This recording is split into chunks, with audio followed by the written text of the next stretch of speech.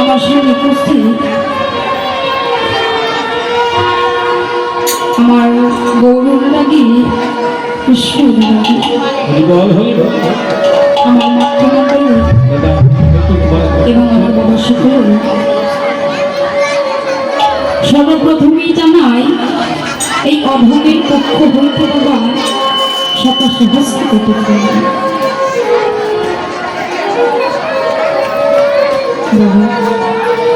আমি সাধারণ শুদ্ধ ভজন আমার কাছে নেই কোনো প্রেম ভক্তি যে আপনাদের মতো পরম ভক্তি মনোরঞ্জন করতে পারবে না।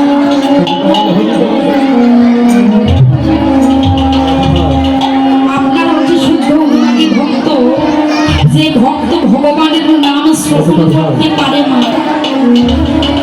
কিন্তু আমি হলাম এমন একটি নরাধম পাপিষ্ঠ জীব যে কিনা কখনো এমনও ভগবানের লীলার কথা কোনো কথা শ্রবণ করতে পারে না। আমার ভগবানের গুণের কথা নিজ কর্ণে শ্রবণ করে।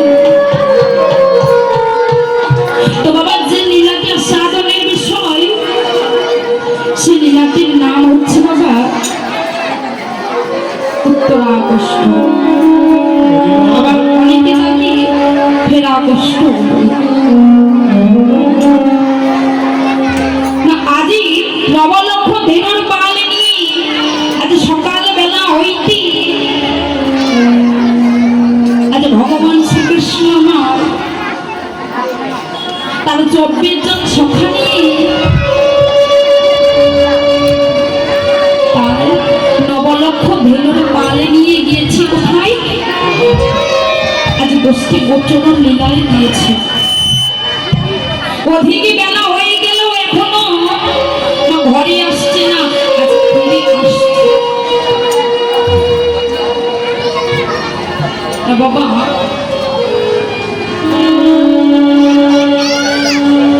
ভগবান শ্রীকৃষ্ণের বাবা 64 প্রকার লীলা ছিল। না 64 প্রকার লীলার মধ্যে একটি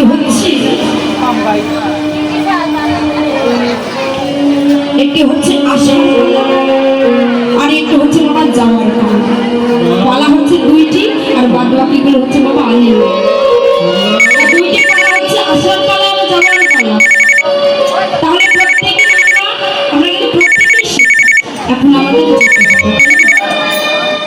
তো আসার পালা আমাদের শেষ, এখন আমাদের কি নিজেদের গন্তব্যস্থানে যেতে হবে। কেউ যদি বাবা অহংকার দেখিয়ে বলে আমার অনেক টাকা আছে, আমার অনেক ধন সম্পদ আছে, সহজে জগৎ ছেড়ে যাবো না, ও বাবা এটা ভুল। এই জগতে টাকা থাকতে পারি,